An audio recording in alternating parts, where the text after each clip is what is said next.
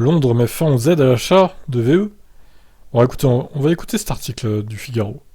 Allez, go. Londres met fin aux aides à l'achat de voitures électriques. Le gouvernement britannique a annoncé mardi mettre un terme à une subvention de 1500 livres, plus de 1700 €, versée aux acquéreurs de certaines voitures électriques neuves pour se focaliser sur d'autres véhicules, s'attirant les foudres de l'industrie automobile. Avec ce programme entamé en 2011, le gouvernement a soutenu la vente de près d'un demi-million de voitures électriques, a-t-il avancé dans un communiqué. Mais l'exécutif dit vouloir se focaliser désormais sur le soutien à d'autres types de véhicules électriques, taxis, motos, camionnettes, camions et véhicules accessibles aux fauteuils roulants, pour lesquels il prévoit une enveloppe de 300 millions de livres. Le Royaume-Uni a fixé à 2030 l'interdiction des ventes de nouveaux véhicules à essence et diesel dans le pays et avait déjà annoncé en mars la mise à disposition de 1,6 milliard de livres pour atteindre 300 000 points de recharge publique d'ici 2030.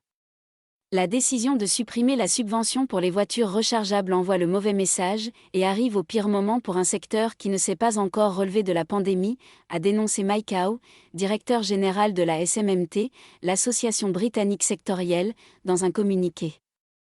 Nous sommes désormais le seul grand marché européen à n'avoir aucune incitation à l'achat initial pour les voitures électriques, a-t-il tensé. Pour rendre les voitures électriques accessibles à tous, nous avons besoin que les prix baissent, a renchéri l'association d'usagers de la route RAC, se disant déçu que le gouvernement ait choisi de mettre fin à la subvention à ce stade. L'exécutif a cependant toujours été clair sur le fait qu'il s'agissait d'un financement temporaire, indique-t-il dans son communiqué. Il relève que le montant, initialement fixé à 5 000 livres, avait déjà été progressivement réduit, avec peu d'effet sur l'accélération rapide des ventes de voitures électriques.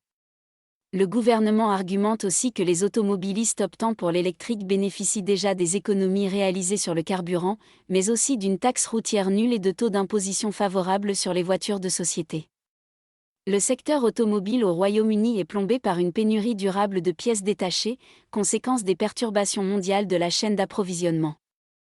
Mais les ventes de voitures électriques ne cessent de progresser dans le pays et représentent désormais 1/6 de toutes les voitures vendues, et même un peu plus de la moitié si l'on inclut l'ensemble des véhicules hybrides.